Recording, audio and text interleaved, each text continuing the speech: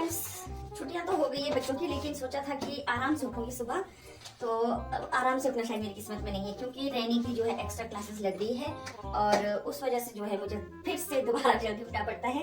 Extra classes लग रही है मैथ, क्योंकि ये 10th में, तो आपको पता है कि एग्जाम है फरवरी में, और फिर इस वजह से एक्स्ट्रा क्लासेस लगी है। तो सुबह सुबह फिर से इसका स्कूल है और थोड़ा सा लेट है, 9:30 से, लेकिन 9 बजे जाना पड़ता है। तो लंच स्कूल में ही हो जाता है इनका, लंच मैं स्कूल को ही देती हूँ उसको, और उस वजह से सुबह सुबह फिर से झंझट एक।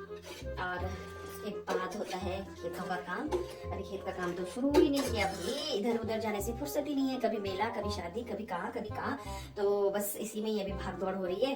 तो अभी सोचा ही नहीं है कि कहाँ से काम शुरू करूँ, कहाँ से नहीं। तो अभी फटाफट से किचन को निपटा लेती हूँ, नाश्ता वाश्ता कर लेते हैं, पहले बना लेती हूँ, फिर कर लेते हैं, उसके बाद जाती हूँ खेत को। और दोस्तों ये है हमारा प्यार मानस, नटखट मानस। देखो भाई इसको।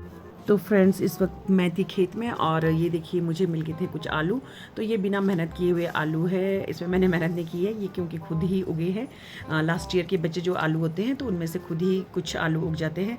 तो भाई मेरा कुछ सब्जी का जुगाड़ भी यहाँ पर हो गया। और कुछ आलू ना, एक आलू कुछ अजीब सा था, गणेश टाइप का था।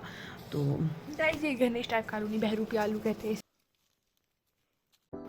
तो फ्रेंड्स, खेत के आने के बाद दिन को मैंने सोचा, जो राजमा मेरी इस साल की हुई थी, तो मैंने वो धूप में लगाई थी। तो धूप में लगाने के बाद ना इसको अच्छी तरह से छांट बीन के, थोड़े थोड़े इसमें छोटे छोटे पत्थर होते हैं, घास फूस होता है, तो उसको ना अच्छी तरह से छांटना पड़ता है, तब जाके मतलब ये बिल्कुल साफ़ सुथरी हो जाती है।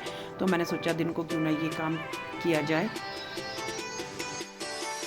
राजमा की दाल किस किस को पसंद है मुझे कमेंट बॉक्स में ज़रूर बताएं। तो इस साल की राजमा की दाल ये है, जैसा कि आप देख पा रहे हैं।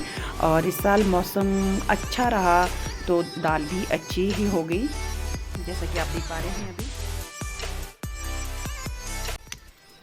और फ्रेंड्स, फिर दिन का टाइम था, लंच के बाद फिर से मैं दोबारा खेत चली गई थी, क्योंकि आज मैंने अपने साथ एक नेपाली किया था काम करने के लिए, खोदने के लिए। भाई आज तो इतना काम किया कि खेत की भी खाल निकाल दी, और सुबह से इतनी बिजी थी कि थोड़ा सा भी रेस्ट नहीं किया। तो यहाँ हम खोद रहे थे, क्योंकि बारिश नहीं आने की वजह से बहुत सख्त हो गया था। तो मैंने सोचा मुझसे अकेला नहीं हो पाएगा, तो इसमें मुझे मटर बीजने थे।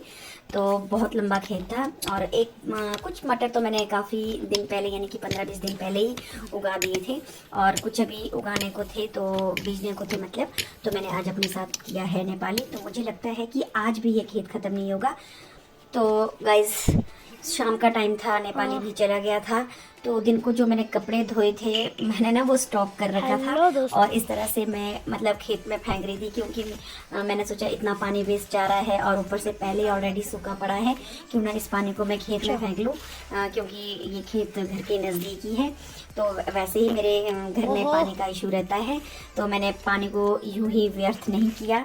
तो इस तरह से मेरे खेत में कपड़े धोने का पानी जो है, इस तरह से 5-6 बकेट मैंने इस तरह से ही डाल दिया था, क्योंकि बारिश पता नहीं कब आएगी कब नहीं। मुझे तो लगता है कि सीधा इस बारी क्या है ना, बर्फ़ ही आएगी। तो फिर कपड़े धो लिए थे दिन को, तो ये उसी का पानी था। तो फ्रेंड्स, यहाँ पर अचानक से मौसम ने जो है करवट बदल दी। आज बहुत ही ख़राब मौसम हो गया था, मुझे तो डर लगा कहीं आज रात को ये आ ही ना जाए, कहीं सीधा बर्फ़ ही ना आ जाए। तो मैंने सोचा क्यों ना मैं थोड़ी सी लकड़ियों का जुगाड़ कर दूँ। तो यहाँ मैं लकड़ियाँ फाड़ रही थी कुल्हाड़ी से, क्योंकि बहुत मोटी और लंबी थी। तो मुझे लगा कि इनको फाड़ कर ही जलाने को मतलब ठीक रहेगा।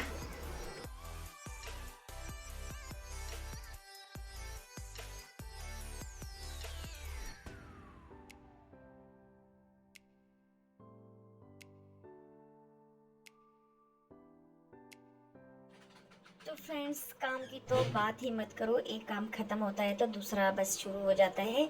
तो ये जो मैं आपको दिखा रही हूँ, ये है लहसुन, और इसमें भी घास भर गया है। अब इसमें भी गुड़ाई करने का टाइम हो चुका है। तो इतना सारा काम हो जाता है एक आदमी के लिए कि बैठने का मतलब मैं सोच भी नहीं सकती कि मैं कभी आराम से बैठूँगी। और यहाँ कुछ टमाटर है जो कि अपने आप उगे हैं। तो इस साल ना मैंने टमाटर अभी तक लिए ही नहीं मार्केट से, तो अपने ही हो जाते हैं। और यहाँ पर कुछ मूली उगाई थी, और बारिश न आने की वजह से ये अब थोड़ी सी सूखने लग गई है। और जैसा कि मैंने कहा है कि मेरे घर में पानी का इशू है, तो मैं इसमें प्रॉपर्ली पानी नहीं डाल सकती। फिर भी अच्छी है, काफ़ी मोटी है, तो मैंने जो है लहसुन का सॉरी मूली का और लहसुन का अचार भी डाला है। तो मूली का अचार मैं फर्स्ट टाइम ट्राई किया। वैसे तो मैं अचार डालती हूँ, लेकिन मूली का मैंने कभी नहीं डाला था, तो इस साल डाल दिया। तो सोचती हूँ तो देखा जाएगा कैसा होगा। तो यहाँ देखिए अभी मेरी कुछ राजमा ऐसी ही है, अभी पता नहीं कब सूखेगी ये। तभी तो दूर भेजा। तो फ्रेंड्स, आप लोग सोचते होंगे कि मैं आपको क्या दिखा रही हूँ, खेत और खुद को दिखा रही हूँ। तो गाइज मैं ये दिखाना चाहती हूँ कि एक औरत के लिए घर में कितना काम होता है। और कोई सोचता है कि घर में कुछ काम नहीं होता है, तो इतना काम होता है। मैं खुद को अपने आप को देखती हूँ। तो अब मैं अपना ब्लॉग अब यही समाप्त करती हूँ।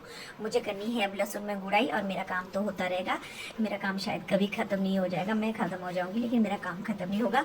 तो मैं गुड़ाई करती हूँ और अपने ब्लॉग को भी करती हूँ यहीं पर समाप्त। तो आपको मेरा ये ब्लॉग कैसा लगा तो प्लीज़ कमेंट करें, लाइक करें, और हो सके तो जो चैनल पर नए हैं सब्सक्राइब करें। तो इसी के साथ आज का ब्लॉग करती हूँ यहीं पर समाप्त, और मिलती हूँ हम नेक्स्ट ब्लॉग पर। तब तक के लिए टेक केयर, बाय बाय।